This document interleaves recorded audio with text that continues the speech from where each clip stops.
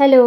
ആറ്റുകാൽ ഉത്സവത്തിന് പോയപ്പോഴത്തേക്കും അവിടെ നല്ല ഭംഗിയുള്ള കുറേ ഓർണമെൻറ്റ്സൊക്കെ ഇങ്ങനെ വിൽക്കാനിട്ടിട്ടുണ്ടായിരുന്നു. അവിടെ ഞാൻ കുറച്ച് സാധനങ്ങളൊക്കെ മേടിച്ചത്. ഇതുപോലൊരു ഹെയർ ക്ലിപ്പ്, വലിയ വിലയൊന്നുമില്ല കേട്ടോ. ഇതുപോലെ ഒരു ബട്ടർഫ്ലൈ ക്ലിപ്പാണെന്ന് തോന്നുന്നു, എനിക്ക് വലിയ പിടിയൊന്നുമില്ല ഇതിൻ്റെ പേരിനെ പറ്റി. പിന്നെ ഈ ഹാങ്ങിങ്സ്, പൊതുവേ എല്ലാവരും പറയും എനിക്ക് ഹാങ്ങിങ്സ് ചേരാറുണ്ടെന്ന്.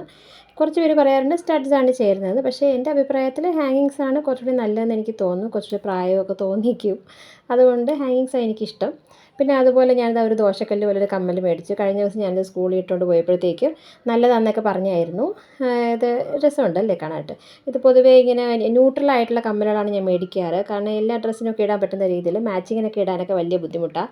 പിന്നെ അതുപോലെ ഒരു വ്യത്യാസത്തിലൊരു ദോശക്കല്ലാണ് വേറൊരെണ്ണം, ദാ ഒരെണ്ണം. അതുപോലെയൊക്കെ തന്നെ ഹാങ്ങിങ്സാണ്. ഇച്ചിരി പരന്നൊക്കെ ഇരിപ്പുണ്ട്. പിന്നെ ഇത് രണ്ടെണ്ണം ഞാൻ ഇട്ട് നോക്കുന്നുണ്ട്. ഇതിൽ രണ്ടും കൂടെ ഇട്ടിട്ട് ആകെയുള്ള ഇഫക്റ്റ് എങ്ങനെയൊക്കെ നോക്കി. കുഴപ്പമില്ല.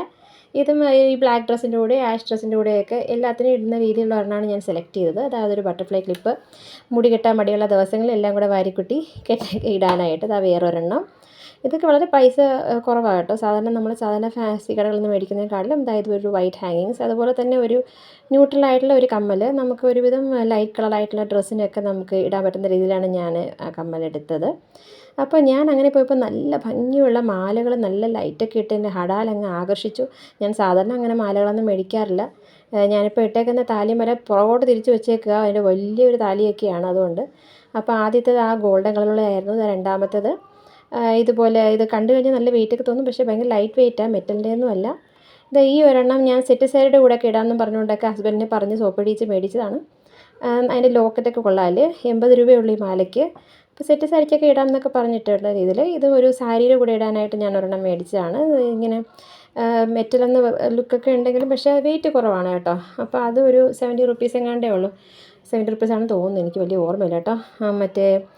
അപ്പോൾ ഇതും വലിയ കുഴപ്പമില്ല. എൻ്റെ പുത്രൻ്റെ ബാക്കിൽ അങ്ങോട്ടും ഇങ്ങോട്ടൊക്കെ ചാടി കളിക്കുന്നുണ്ട്.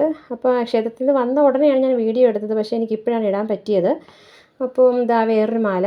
ഇത് ഒരു കല്ല് വെച്ചിട്ട്, സത്യം പറഞ്ഞാൽ നമ്മുടെ ശരിക്കുള്ള ലൈറ്റിൽ കാണാൻ നല്ല ഭംഗിയാണ് കേട്ടോ. ഈ മാല നല്ല രസമുണ്ടായിരുന്നു.